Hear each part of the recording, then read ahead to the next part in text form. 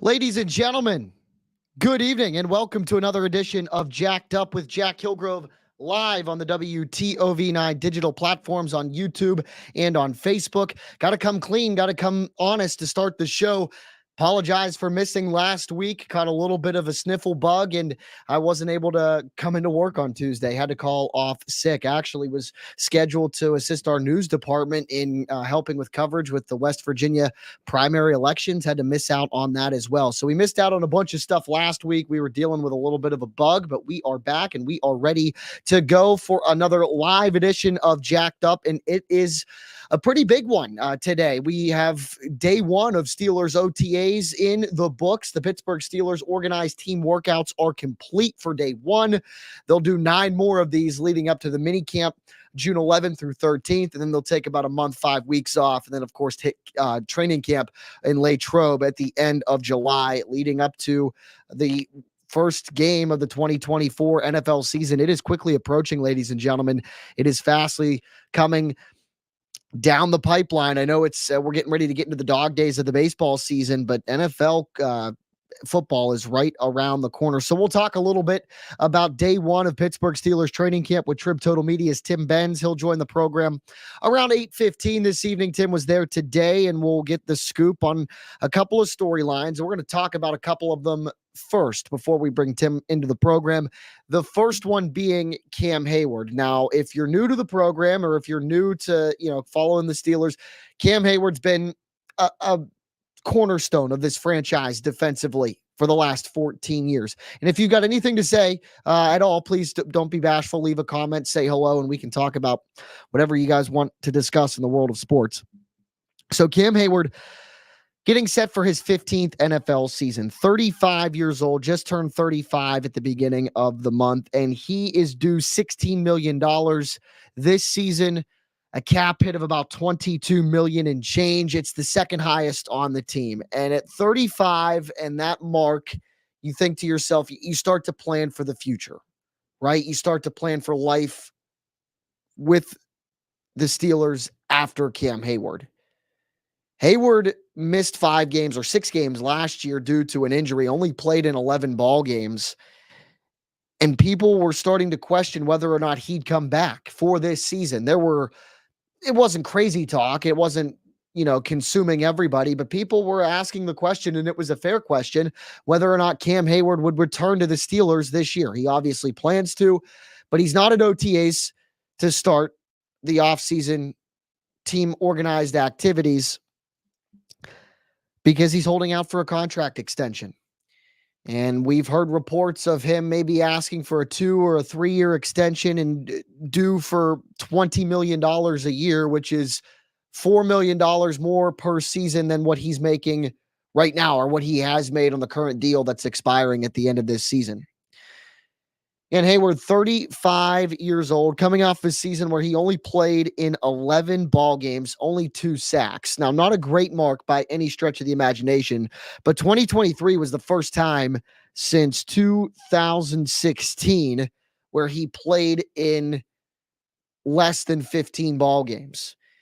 For the most part, 15 was only missing a game, and then he played in 16 a couple of times. Couple of seasons where he played in all 17 in 2021 and 2022. Both of those years, Pro Bowl seasons for him, and both of those years over 10 sacks. He's been one of the best defensive linemen in football for the last 10 years. I mean, he's been a cornerstone of the franchise. He's been a captain on this team, former Walter Payton Man of the Year.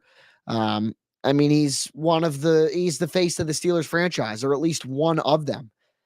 So for this guy to be holding out of a contract or holding out for a contract extension leads to some questions. It leads to some concerns maybe, and it ultimately leads to, you combine that with his age, it leads to really whether or not questioning if he's going to be a Steeler beyond this season. I hope so. I hope so. I love Cam Heyward. I love what he's brought to the organization on the field and off the field for his whole career. And in the Ohio Valley, Ohio Valley Steelers fans, I'm sure you love him a little bit more because he's an Ohio State guy. Look, at the end of the day, I do think a deal will get done with Cam Heyward and with Omar Khan and the organization to where he'll be a Steeler for life. 35. You look at other defensive tackles around the league. Aaron Donald called it quits after he was 32, 33 years old. So I would think that it's definitely an opportunity to look at this and say, is it worth it to bring him back? I think it is, but I mean, I don't know. Is he the Tom Brady of defensive tackles? He said that he plans on playing for several more seasons. That's to be seen. He missed 6 games last year due to an injury. I'm not sure that, he thinks you got to question his capability of being able to play for a couple of more years. Ron, frequent of the show, comments, he's 35. Reality is the Steelers is his only chance to sign. No other team will be in that ballpark. I don't know that no other team will be in that ballpark is essentially a true statement, Ron. I mean, you look at Calais Campbell, who's still in the league, and it'll take me a moment to look up the exact figure. Campbell is 37, hasn't officially retired, is not with a team, was in Atlanta last year. And his contract with Atlanta going into last season was a $7 million figure. For that position at a 1-year deal, it's 3.34% of Atlanta's cap. And you look at him when he was around the same age as Heyward in 2020, a 2-year, $25 million deal. Okay, I mean, yeah, I'm not necessarily correct in that statement, but Campbell's a guy that has seen teams time and time again be interested in him. I'm not sure that the Steelers. I mean, if I had to take a guess, yes, I think the Steelers want him around and want his services, but I think a lot of other teams would too. Guy still moves really well.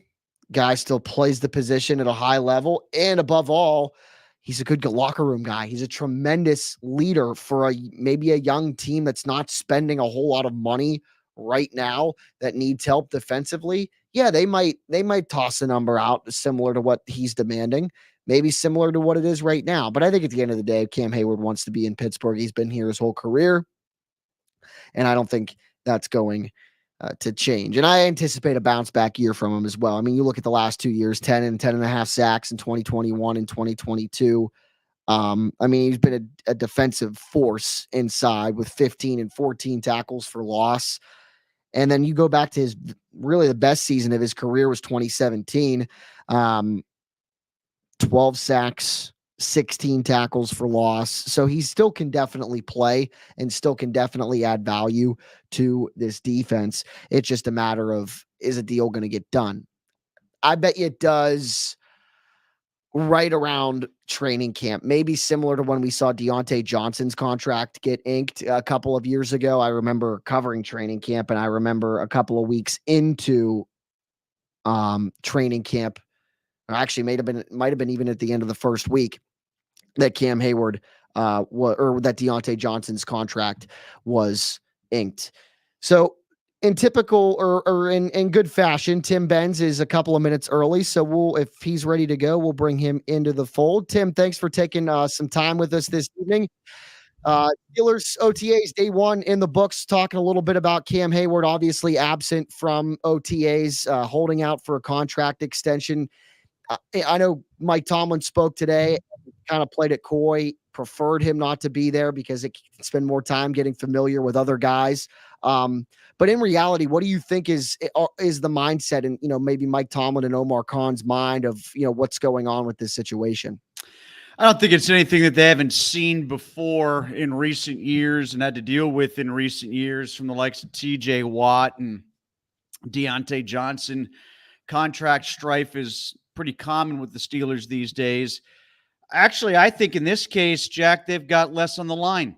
I think they've got less to be concerned about. He's under contract. They're going to honor the contract, it looks like. They're not going to ask him to take a pay cut. They're not losing the PR war on this one. He's a very good player, but an aging player that's apparently in health decline, if nothing else. They just have to sit back and wait for him to show up. And if he doesn't show up, well, that's unfortunate. And then he's put them in a bad spot. But I think for somebody who's as image conscious as Cam Heyward is, he's never going to do that. And I think the Steelers know that. I think the Walter Payton Man of the Year is not going to avoid either coming to training camp or at least being there by week 1. I know that Cam is very cognizant of what that would do to his reputation. And I know the Steelers are equally cognizant of that. So I think this will be a lot of bluster for a while. It'll give us headlines on dull days when nothing else happens.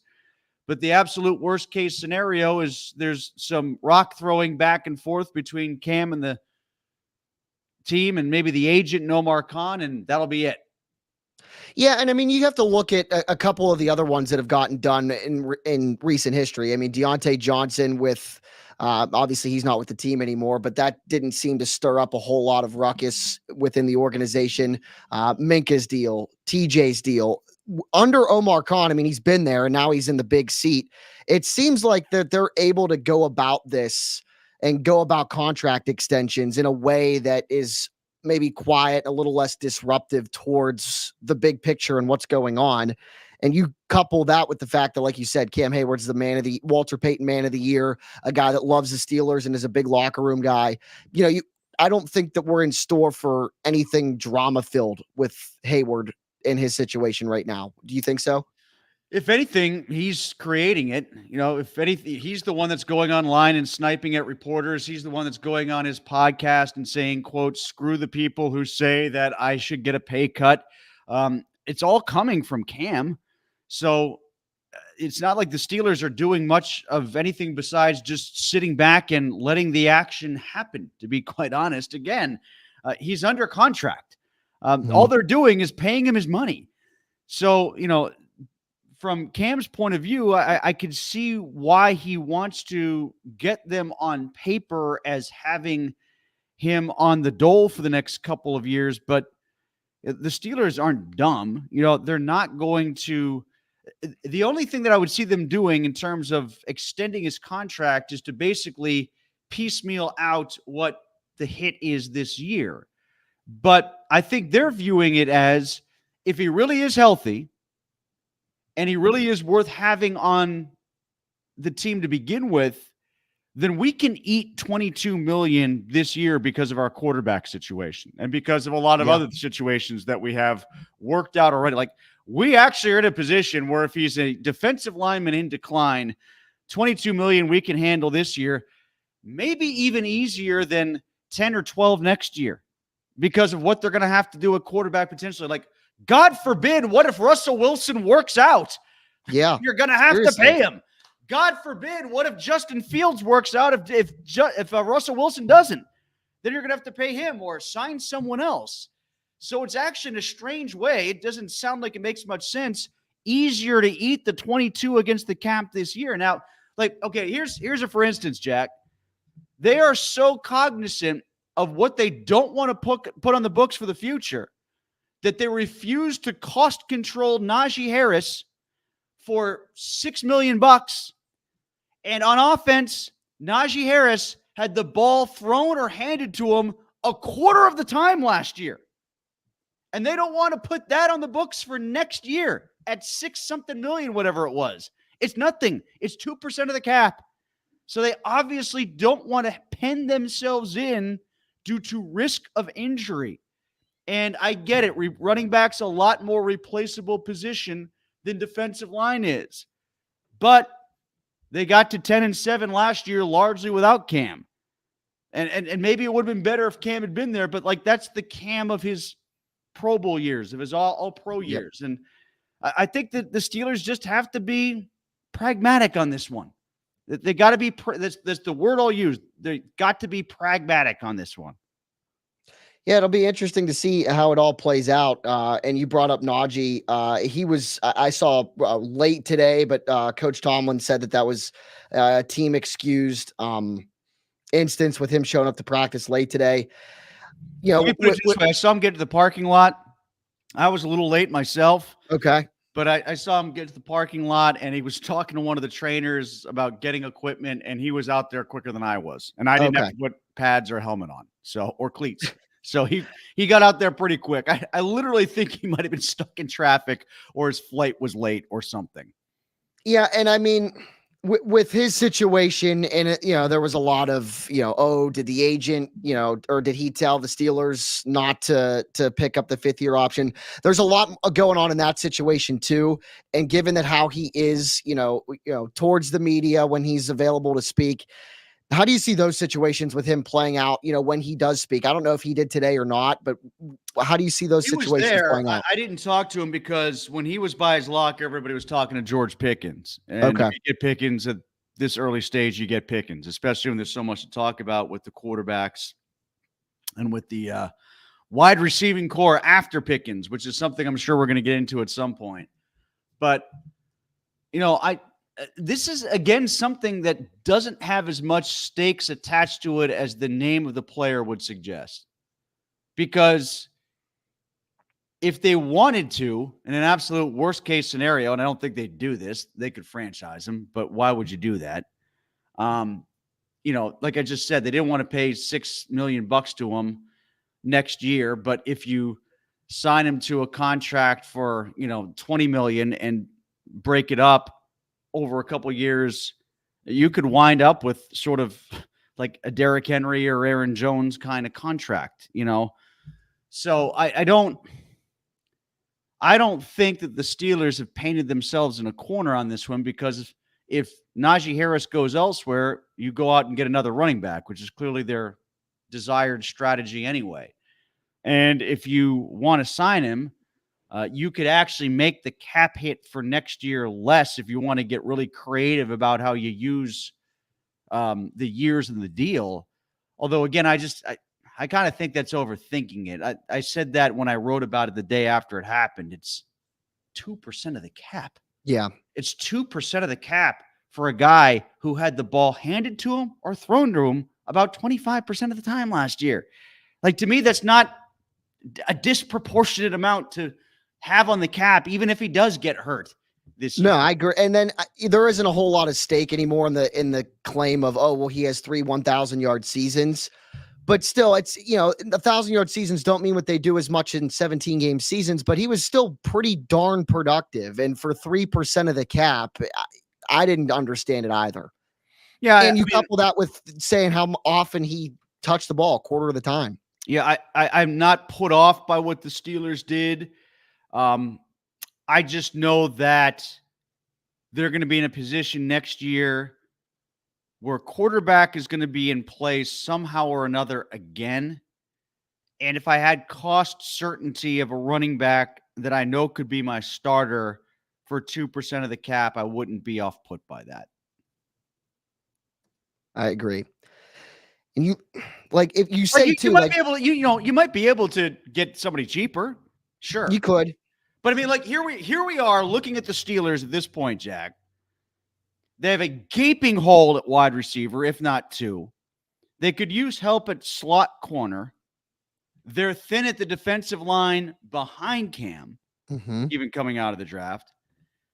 And they've got Cam at 22 on the books this year.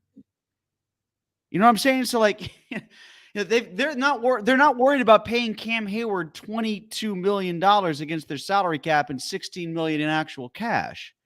Yeah. And with Najee, they're worried about $6 million. It just seems like a disproportionate amount of concern. And then if you don't have Najee, even if Warren is in good shape after this year, you're going to have to find a complement to Warren, because Warren's not going to be the number 1 next year. And if he is, it's going to be much more of a carry share than you even had last year between the two of them. Maybe the Edwards kid from Georgia is that guy. We'll see. But you're going to have to know that during the regular season, aren't you? And that's either going to mean that one of the two of them is not productive or hurt for him to get an adequate amount of carries to make a decision on that guy. Yeah. So again, day one of OTAs today. Obviously Cam Heyward, and we talked about that being a big storyline. But the other one too is the quarterbacks. A brand new quarterback room headlined by Russell Wilson and Justin Fields. Russell Wilson has been given pole position, as Mike Tomlin has called it, as a starting quarterback. But Justin Fields had some things to say. He made it clear as day that he's here to compete, and he said he thinks that Russ knows that. And he also said that he doesn't have the mindset that he's going to sit all year, which I like hearing out of a guy that's probably going to be your presumed backup. But man, like that dynamic between the two of them. And I think Russell Wilson's a guy that'll welcome that competition. I mean, he certainly appeared to welcome it with Kenny Pickett while he was on the roster for a total of however many hours that they were on the same team together. But I mean, is there even like a remote chance that Justin Fields really does compete with Russell Wilson for that starting job before the season starts? Yeah, if Russell Wilson totally stinks. And like there's nothing I saw today that indicates to me that, you know, Russell Wilson's going to be so bad in mini camp, training camp, and preseason that Justin Fields is going to surpass him. You know, even Broderick Jones today, on his own free will, advanced the Taysom Hill stuff again. You know, so like he brought that up on his own. And that suggests to me that they're just trying to figure out a way to get his athleticism on the field more than they are looking at him as a true backup quarterback, because you wouldn't risk your backup quarterback going over the middle and getting cracked by, you know, Roquan Smith if you were really worried about him coming in and playing or contending to replace Russell Wilson. I mean, I get it. I get the whole theory of you want to get a really good playmaker the ball in his hands sometime, and you want to see what he can do in your system, but that's not going to be your system if he's the quarterback. It's kind of that was the Cordell thing. Once he stopped being slashed and being the quarterback, he couldn't throw it to himself. You know, he couldn't pitch it to himself. So there's an element of that going on. But the thing that struck me about Wilson today, and I had not been there for the press conference because I was covering Duquesne in the tournament when he got acquired and brought into Pittsburgh. And I'm the last person in the world that should be commenting on somebody's height, but he really is short. Like, yeah, no, I was when people say he's 5'11", I'm like, that's 5'11", really? But yeah, no, that's one of the things I noticed when he walked in the room. Here's the thing, like Jack, when I was looking at him on the field, I wasn't looking at him. I was like, gosh, I thought Quez Watkins was a little shorter than that. Or I didn't realize the Callaway guy was that. Van Jefferson looks a little bigger to me than I thought. No, these guys weren't bigger. They were just standing next to Russell Wilson. Like, even Broderick Jones, again, on his own free will. And apparently in his second year, Broderick Jones is going to be the best soundbite in the locker room. That's my biggest takeaway from anything else is Broderick Jones, now that he's not a rookie, is the go-to guy for interviews for all of us, because he doesn't know the microphones are running. So he's like, he just started wandering into this story. I asked him about what was the difference between having Fields and Wilson behind you as opposed to the quarterbacks that were here last year. He says, this about cadence, this about how they give the signals, that sort of thing, rhythm, whatever. And then I said to him, well, what about the depth of Wilson's drop? Does that, I'm asking this completely overly analytical question for day one of OTAs. I said, well, what about the depth of Wilson's drop? He goes, yeah, I said that to him. I'm like, you need a 14-step drop or something? You're short. Like, completely oblivious to the irony that he's saying this to me, at 5'6.5". So it's clear the players are cognizant of it.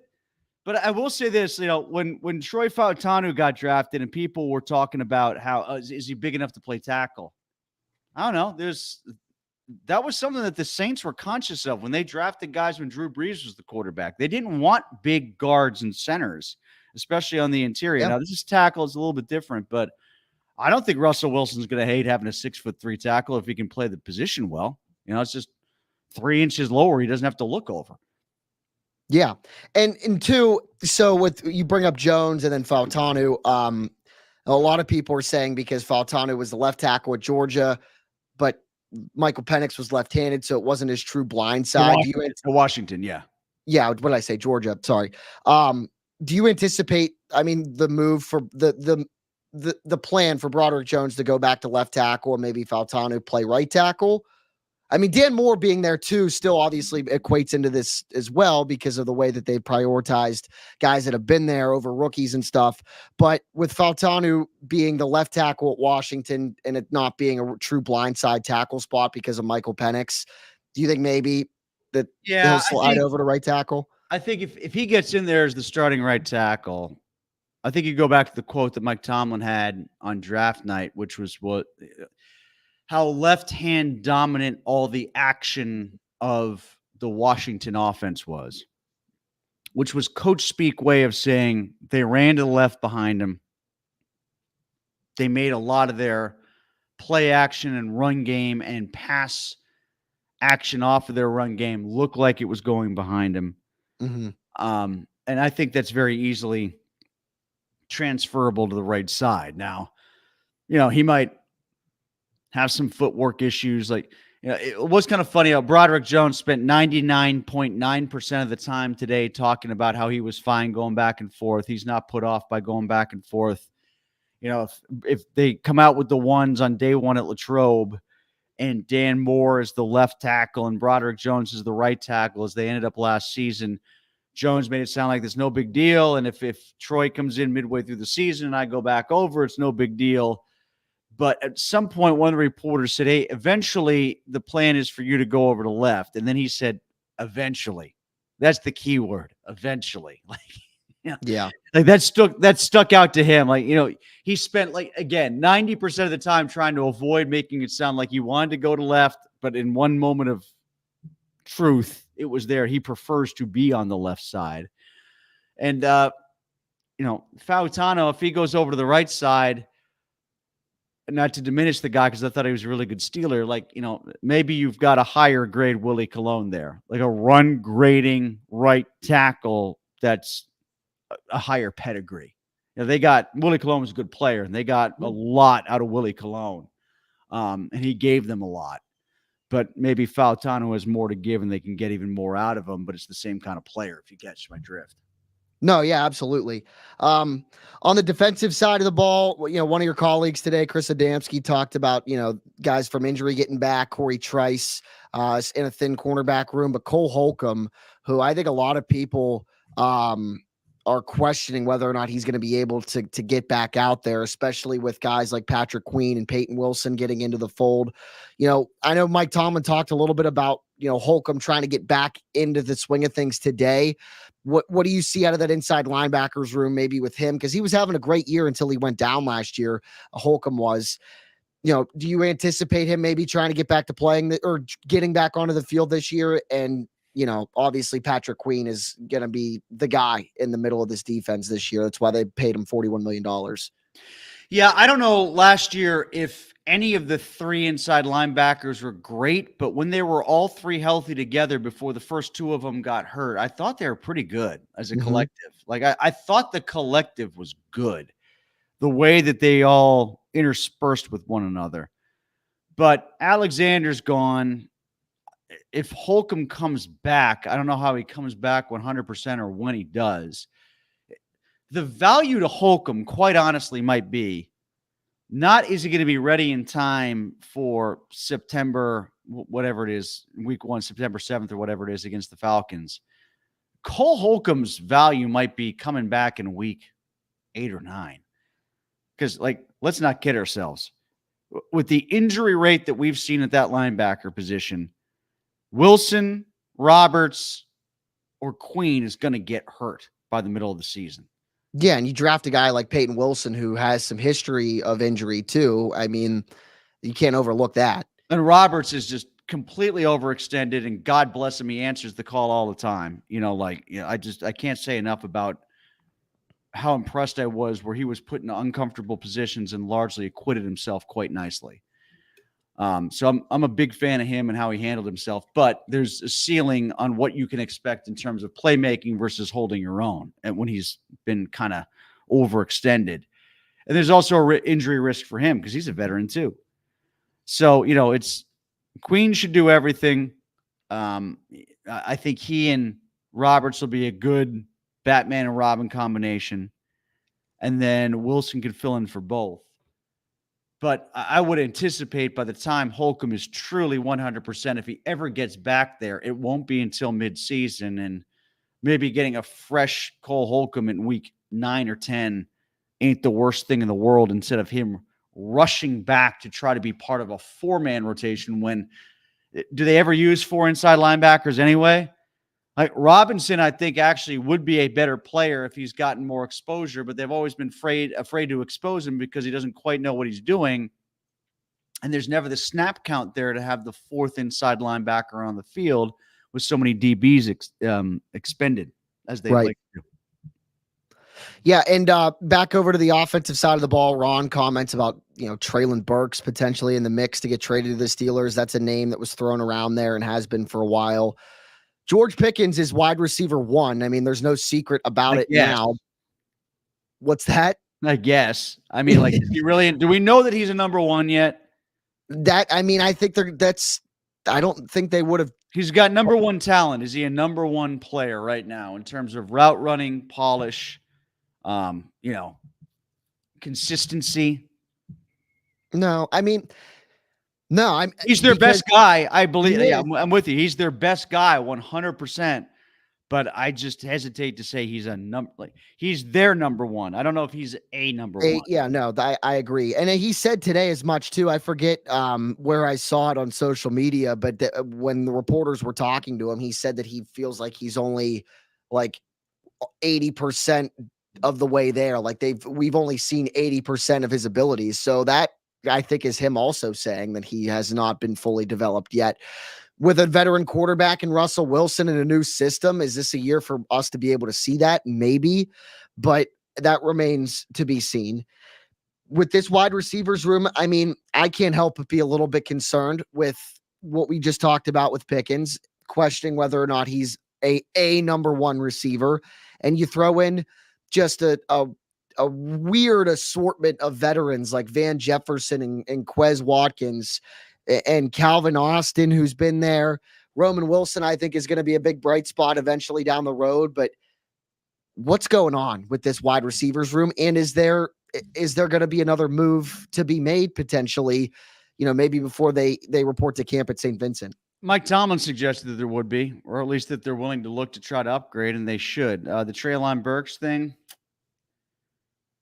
he's better than any of the number 4s that they have, but I still think he's a number 3. Yeah. Because they have George Pickens, who, if you want to call him a 1, okay, call him a 1. They don't have a 2, and I still don't know if they have a number 3. Like, I think Roman Wilson could be a good 3 as a rookie. If we're asking him to be Puka Nacua to Cooper Kupp, and then that's a lot to ask. And then there's people saying, oh, he's the next Hines Ward. Can he be how about he's the first Roman Wilson? Or how about this? How about he's Cedric Wilson before he's Roman Wilson? I would live with that right now from a rookie. I would welcome that with open arms. Give me the Cedric Wilson performance that they got from him in the Super Bowl year for him as a rookie. I'd be happy with that if there's a true number 2. And there's no number 2 in the group that they've got. And I just push back on this all the time. The kind of Homer sect of the Steeler media and the fan base at large is doing the whole, well, it's only May. It's only May, right? Like, they can still get a guy. Okay, who is it? Is it Brandon Ayuk? And if it's Brandon Ayuk, what's it going to cost you in next year's draft? Because when I said that if the reports were right and it would have been the A.J. Brown deal for the Steelers to get Brandon Ayuk this year, then that's a first-round pick, and I would have been okay with that. You told me that's too much to give up. Yeah. So which is it? Because if you want him and you're going to get him, and that's what it takes to get to July or August, then that's going to cost something for next year. Just be ready for that, to change your tune. For all the folks, like, I hate preemptive excuse making, Jack. Like, that's one thing that's driving me crazy about the schedule. All the Steeler fans who are, preemptively excuse making about how tough the schedule is. They're kind of doing the same thing with the wide receiver position. It's like, oh, they'll get somebody. Okay, who? Because if it's somebody who matters, it's CeeDee Lamb, DK Metcalf, or Brandon Ayuk. And that's going to cost. Are you okay with the cost? Because you just told me you couldn't spend $6.2 million on Najee Harris. Okay, so there's that. Another thing that drives me insane is this explanation, the way to explain away the issue with the Steelers wide receiver position. Oh, Arthur Smith doesn't use too many wide receivers. Well, what's that say about his offense then? That says to me it's archaic. Because if you're telling me that Arthur Smith doesn't need 3 legitimate wide receivers, then I don't want to see his offense. Well, and that was one of the things. That was one of the things I was going to bring up. I mean, you go back and you look at his offense when Derrick Henry ran for 2,000 yards in 2020. They almost darn near had 2 1,000-yard receivers as well. I mean, A.J. Brown got over 1,000 yards and he caught 11 touchdowns. But Corey Davis had 984 receiving yards and was targeted 92 times. And if you were to ask me right now if there was another guy that played wide receiver other than George Pickens that I could have confidence in to catch for over 900 yards this season, I tell you no. No, Corey Davis would be better than any of these guys. Absolutely. So they still don't have him. And if they don't have George Pickens, if God forbid George Pickens were to get hurt, you're going into an NFL game with Calvin Austin, Van Jefferson, Quez Watkins, or Scotty Miller, or a rookie as your number 1. So don't be intellectually dishonest and tell me that you're okay with that, because there's no Steeler fan who's okay with that. Like, we're applauding the draft choice of Mason McCormick because he gives them guard depth. And they have no depth at wide receiver. And everybody's telling me, oh, that's okay, because Arthur Smith doesn't roll out with 11 personnel very often. Give me a break. And plus, on top of that, you had Scotty Miller, who played for the guy last year, telling me today that he thinks they're going to go 11 personnel more often. Because last year they had Kyle Pitts and Jonnu Smith, 2 good targets at tight end, and they only have one of those here in Pittsburgh. Yeah. You know, like, the second best tight end after Pat Freiermuth was Connor Heyward. And he averaged 9.8 yards per game. He had 167 yards receiving last year. So if part of the way to explain away the concerns about the wide receiver is, oh, Pat Freiermuth is there, he'll be the number 2. Okay. Well, Russell Wilson never uses the middle of the field, and Freiermuth missed 5 games last year. And on top of that, the number 2 tight end, to offset the lack of 11 personnel, only had 167 yards receiving. Yeah. I think 40 of them came on 1 catch. So, like, you're going to keep running into the choose your own adventure of every one of these miscalculated rationalizations of what's wrong with the Steelers wide receiver room. It's always going to butt into they need another guy. So stop making excuses for how thin they are. They need another guy, and stop trying to talk yourself out of that they don't. Do you think maybe it's trending towards, and they're thin at corner too, but do you think maybe it's trending towards a situation where they might end up regretting the Deontay Johnson trade? Especially since Dante Jackson would have gotten cut anyway. Like, I'm not a huge Deontay Johnson fan, but if Pickens keeps ascending, as we think that he will, and Johnson, even if he had stayed flatline, was a capable number 2, and then him as a capable number 2 makes Roman Wilson an even better number 3, you might be okay for all of the other reasons that we just pointed out. But if you unplug Johnson from the equation and you force feed more snaps out of Wilson and you force feed more snaps, it's kind of like they got everything they could out of Allen Robinson last year. Now you're asking more guys who are lesser blockers than even him to take on greater roles. And to me, I don't see the calculus there at all. Yeah, no, it'll be interesting to see. And, and the cynics will be out if, Dante Jackson ends up being a non-factor for the Steelers. Then they'll say, well, they shouldn't have traded Deontay Johnson to begin with. And that might happen, but time will tell. I mean, there are still moves to be made for the Steelers to potentially go out and get another wide receiver. Ron also asked about Jonathan Ward, about him figuring into the running back mix. I mean, he's got little to no experience. I think that was just somebody to get an extra set of legs into that room for the offseason. Maybe. Like the kid, was it Edwards from Georgia is the more interesting guy to me. Yeah. Especially because they've had success with undrafted running backs.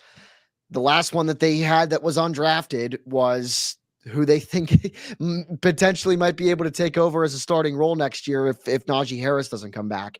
So I'm with you in that regard because I mean, what last year 3 carries for 11 yards for Ward. So we'll see how that plays out, but I don't anticipate him being on the 53-man roster. A couple of other things from today. I mean, we talked a little bit about Troy Fautanu and how he'll fit into this offense. Zach Frazier as well. I mean, there's more of an avenue, I think, for Zach Frazier to start week 1 than Fautanu, right? I mean, maybe just from the sheer fact that Dan Moore plays tackle and there's really nobody else that plays center on this roster than Frazier. Yeah, Frazier's a more natural tackle for sure than Dan Moore is a right tackle. I mean, Dan Moore was still even today kind of balking at playing right tackle. At this point, bro, you got to wrap your arms around that notion. I mean, I think the Steelers have him as a good swing backup tackle. All right. I have a decent amount of faith in him more than I do other guys to be their number 3, but only if he's able to swing. I don't want to see Troy Fautanu go down and then Moore come in and then they have to bump Jones back over to right. What does that do to his progress? You're a 4th round pick and you've had a nice career so far.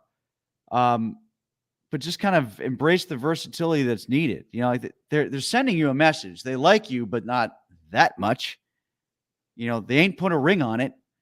They haven't given you an extension and they drafted 2 first-round guys. Figure right tackle out, man. I wouldn't just sort of plant my flag in that I am strictly a left tackle. I don't know how that helps his cause at all. No, I'm with you there as well. Before I let you go, I mean, you brought up the schedule a little bit ago, but I'd be remiss if I didn't ask you about it and the fact that they don't play anybody in the division until week 11, and they're jam-packed into the final all 6 games jam-packed into the final 8 weeks of the season. Is it? I mean, what was your gut reaction when the schedule came out? Because to me, preemptive excuse making. That's what I'm saying. Preemptive excuse making. Goodell's out to get us. The NFL is out to get us. To me, it is the Mike Tomlin is unable to continue his record streak of not having a losing season because the schedule was too hard. Then again, they've done this many times over where it looks like they've had – this is not rare for the Steelers to have what looks like a backloaded schedule, and they start 2-6, and then they finish 6-2 like they did a couple of years ago. Yeah. They continue the streak. They do this. They disappoint early against teams that you think they should beat in situations where they have lesser teams at home. Like this is not an uncommon schedule for the Pittsburgh Steelers, especially because they love to put the Steelers on holiday games. They love to have the Steelers available for primetime games late. When November sweeps are a real big deal, they love to have the Steelers playing primetime all the time. Thanksgiving, last week of sweeps, all that sort of stuff. They love to have the Steelers in those situations for holiday games and whatnot. Like you just said, they don't play a divisional team until the 21st of November, I guess. No, Baltimore on the 17th, week 11. Okay, and then the 21st is the Thursday game, right? Yep. Okay, yeah. So that's weird. I think it's more weird than it is condemning because, Cleveland's basically in the same situation. Look at Cleveland's maybe it's not the divisional games of Cleveland. I take that back. Cincinnati plays their first divisional game sometime in November too. Cleveland plays something like 6 of their last 7 games are against playoff teams from a year ago. The Steelers, for as bad and then Baltimore, we're all the complaining about the Steelers. Oh my God, the Steelers have to play on Christmas. Well, at least they're playing at home. Baltimore's playing on the road on Christmas for the 2nd straight year. Kansas City, who they're playing on Christmas, is playing on Christmas for the 2nd straight year. So let's stop the griping a little bit, okay? Oh my God, they don't play a divisional foe until the 11th week of the season or 12th week of the season. Okay, maybe all the quarterbacks are hurt by then. Yeah. Maybe Burrow's hurt. Maybe Jackson's hurt again. Maybe Watson's hurt again. And you know who you have in the first 9 games of the season? 8 non-playoff teams. Don't start 2-6 for a change. You know what their record is in the first 4 games of the last 6 seasons 10-13-1. Don't start like crap. Build up a cash. Give yourself a cushion. Go 6-3. Go 7-2. And if it gets tough and you got to split the divisional games in a tough division, you go 3-3, then you got 9 wins under your belt, and you just got to beat somebody else, and you're probably in the playoffs. Yeah, and that kind of answers Ron's question of what's the record got to be in the first half of the year. 6-3 or 7-2. I agree. Change. Do what you're supposed to do. Yeah, I agree. Especially like you said, with 8 non-playoff teams, back-to-back home games against both New York clubs who I'm not high on. I think the Giants aren't going to be very good. And then the whole Aaron Rodgers thing with the Jets, especially that game being at home. The toughest game in the before the bye week, and actually you can even lump the Commanders in week 10. The toughest game on the schedule was Dallas at home, and I don't know that it's particularly close. Because, you look at the home opener with Herbert and the Chargers. And they're always great at home against NFC teams. Yeah, they are. But they lost. I'm amplifying your point. Like, that should help them. Their toughest game is a home game early in the season against an NFC team. So, that should even out any disproportionate feelings that you might have that the Cowboys are better. But my concern with the Steelers, without doing the whole hideous, stupid win-loss, loss-win, win-loss, loss-loss-win, win-win-win thing that so many people do in our business, my big concern is the Steelers is just I've seen them every year under Tomlin, and this year's Cardinals, Patriots, Colts stretch that they went through last year, my fear is that happens in September and October instead of December like it did last year. Mm-hmm. Like that's my worry is that they're stupid, dumb, stub your toe. How the hell did we lose? How did we lose to Zach Wilson and Mac Jones at home in back-to-back weeks? Because you're the Steelers and you do it every year. So stop doing it and don't do it to yourself in September and October when you really have the you-know-what hitting the fan at Christmas. Yeah, I would hate to be going into like week 15 at Philly with those final 4 games and looking back and seeing losses to like the Giants at home or at Washington in back-to-back weeks, because we saw it last year. We saw it last year with the bad stretch down, and there was a chance maybe for the Steelers to avoid a hot Buffalo team and avoid the 7th seed in the playoffs last year. And who knows what could have happened, but you look back at that stretch and it was one of the, just one of the worst, I think, stretches in the Tomlin era with the way that everything played out. There wasn't a person who circled Arizona, New England, Indy in 3 straight weeks and went L. Not a single person did that last year, which is why it's stupid to do the win-loss thing. But you can look at chunks. And I fell victim to even this. I thought they should have been 5-3 or 6-2 that year that started 2-6 with Trubisky and Pickett 2 years ago.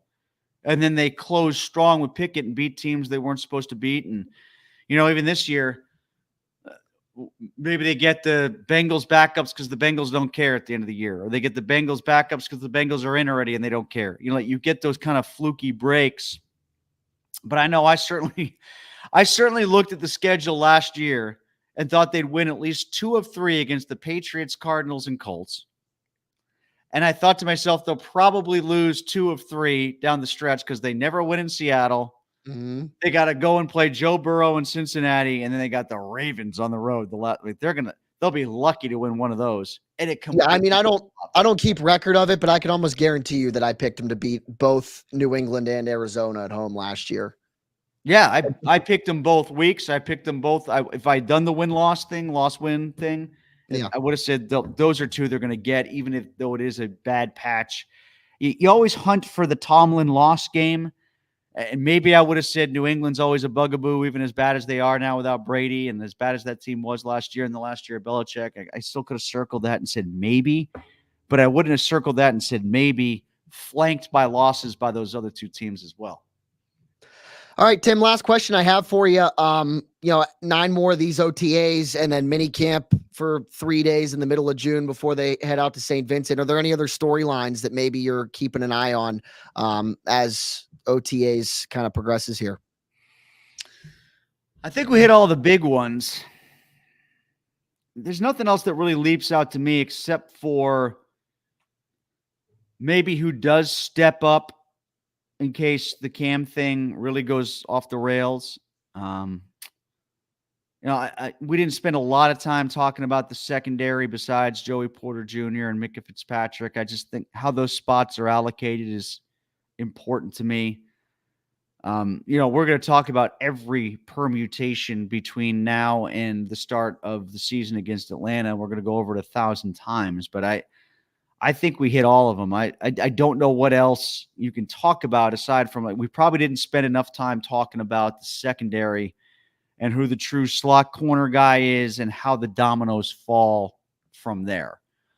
Because I do think that is a concern. For as much as we look at the worry of the wide receiver position, and rightfully so, that slot corner thing to me is interesting. I will pay attention. This is completely off the grid, but I'll throw it at you anyway. This is a real macro thing, it might have happened today and maybe I missed it. I thought it was going to happen Thursday. But did they approve the ownership changes for the NFL? Did you catch that headline today or no? I didn't catch that headline. This is a real big macro thing that no one's going to remember 5 years from now when the stadium talk continues to drum up. But the NFL is on the cusp of allowing private equity firms to invest in National Football League teams that they've never allowed to do before. But the cost of buying in as a minority owner has gotten so high, they're just running out of people who have money to do it. So they're thinking about opening it up to private equity, which would be huge in the sense then that, these private equity firms, which might be a drop in the bucket to take on a significant bigger share, that opens up the owner's pockets to be able to pay for stadium renovations or stadium relocation. Heinz Field starts its 23rd or 4th season this year. Three Rivers lasted 30 years. Yeah. That's a real thing. Like David Morehouse wasn't brought to the Steelers to have a title. That's what that was my thought about David Morehouse with him being brought in was all the stuff that he did, getting the UPMC Lemieux complex built and underway. I thought maybe that he would have brought him in to build them this, help them build a separate headquarters elsewhere from the South Side. Yeah. Which I think still might be in play. I think it's all in play, especially with this. Like, this is a big deal. When you figure out a completely new way to reallocate your revenue and redistribute your wealth, then stuff like this is much more easily answered. Because so much of it was going to be about what is the taxpayer burden going to be. Well, if they free up a bunch more cash because private equity firms can take on more of a share in the team than some minority owners can, you still got to keep everything in balance. Somebody has to be the primary owner. They went through that whole thing with the redistribution of the Rooney wealth 20 years ago now, but they'll figure that out. But if there's more Rooney money to be spent on their own stadium somewhere else, or at least more significant renovations to Acrisure Stadium, then that's a big deal. That's a big story, not just for the Steelers, but for the Browns too, because the Browns are talking new stadium. And, there were a lot of new stadiums that kind of came in that same era as Heinz Field did. Like Three Rivers wasn't roughly the only one to yield its usefulness. Remember, like there's a wash of the Veteran Stadium went out, Riverfront Stadium went out, the Kingdom went out not too much later than that. So those multi-purpose stadiums, a lot of them kind of went out at the same time, and the replacements are all now getting into the 30s too. And somehow the Oakland Coliseum is still in existence for the A's until they become the Sacramento A's and then the Salt Lake City A's. So yep. Well, Tim, Las Vegas A's. Yeah, that'll be a couple more years. Tim, thanks for taking some time tonight. Appreciate it. Always good stuff, and we'll have to do it again soon. All right, man. Anytime. Yep, you got it. That was Tim Benz of Trib Total Media joining us, talking Steelers OTAs. Join us next week, same time, same place, all of that good stuff coming your way. on Jacked Up next Tuesday night at 8 o'clock. Another thing I wanted to get into before we wrap up in a couple of minutes, the Pirates unveiling their 2024 Hall of Fame class. Only 3 names and 3 very deserving names. Number 1, of course, Jim Leyland. No brainer. They are putting him in Cooperstown. They're putting him in the Baseball Hall of Fame. He belongs in the Pirates Hall of Fame. One of the best men, despite not winning the big one in Pittsburgh, one of the best managers ever, and definitely one of the best managers in Pirates history. Number 2, maybe not a surprise name, but it's a name that definitely deserves to be on there, is Manny Sanguillen. If you've been to a Pirate game and you've been out to Manny's barbecue, 90% chance that you've seen Manny sitting in his big executive chair, sitting there at Manny's barbecue at the game. Still looks pretty darn good. He'll say hi to you if he walks by, and he was, a very big time piece on the 1960 World Series team behind the plate. And of course, the big one, and one that might upset some of you older folk, but Barry Bonds being inducted into the Pirates Hall of Fame. Now, I'm a firm believer in the fact that he should be in the big Hall of Fame, despite the whole steroids thing. I'm with McGuire. I'm with Sosa. I'm with Bonds. I think they should be in Cooperstown, and they're not.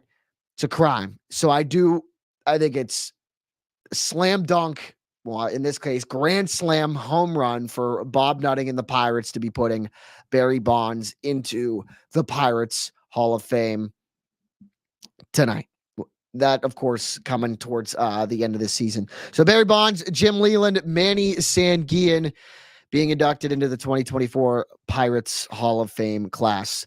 That'll just about do it tonight. Ron Utter, thanks for all of your comments tonight, and thanks for your loyal viewership. We appreciate it. Again, coming up next week, Tuesday night, 8 o'clock, live here on all the WTOV9 digital platforms. It's Jacked Up with me, Jack Hillgrove. Be sure to look at us tonight on News 9 at 10 on Fox 9 at News 9 tonight. Rob Metzger will have highlights of a really good ball game. It's funny how last night, Wheeling Central and Williamstown combined for 33 runs, 17-16 final score, and it was a 1-0 ball game tonight. So we'll have highlights of that one as well on News 9 at 10 on Fox 9 and News 9 tonight. The back porch tapes. Jim Leyland was epic and one of the last to smoke cigarettes in the dugout. Good show, Jack. Thank you for your comment there, and thanks for watching. Yeah, I'm with you. What a legend. Just ripping cigs in the dugout and putting Barry Bonds in his place. If you know, you know, when it comes to that video, it's one of the best videos of all time in Pittsburgh sports lore. Barry Bonds and Jim Leyland saying things that I think I could technically say on here because we're not on broadcast television, but I won't because I don't want to get in trouble with my bosses. Ron says, awesome show. Ron, you're awesome. Thanks for all the comments. That's about it, folks. I thought I had one more point about Bonds, but I think it slipped my... Oh, yeah. So about that whole situation with Barry Bonds and Jim Leyland in that video, those two butted heads, man, but they had all the respect in the world for one another. I think in the video that the Pirates put out with Barry Bonds, he credited Jim Leyland almost immediately. So it'll be cool for those guys to get in together because they were really the last big time bright spot, elongated bright spots of the Pirates organization. So hopefully there's more down the pipeline. Jack Hillgrove, good night. So long. Jacked Up live on Tuesday next week at 8 o'clock. Also, too, I'll be live Sunday morning from 7 a.m. to 10 a.m. on Sports Radio 93.7 The Fan in Pittsburgh. You'll be able to catch that if you get that on your airwaves as well. And, of course, on the Odyssey app as well. And on Memorial Day, pretty cool announcement too, I will be hosting the Fan Morning Show on Sports Radio 93.7 The Fan from 5:40 to 10 a.m. Very excited about that. Then we'll be back in the fold here over WTOV9 with Jacked Up on Tuesday night. And of course, throughout the week, covering high school sports, professional sports, all that good stuff as well. Good night. Thanks for watching. We'll talk to you again next week.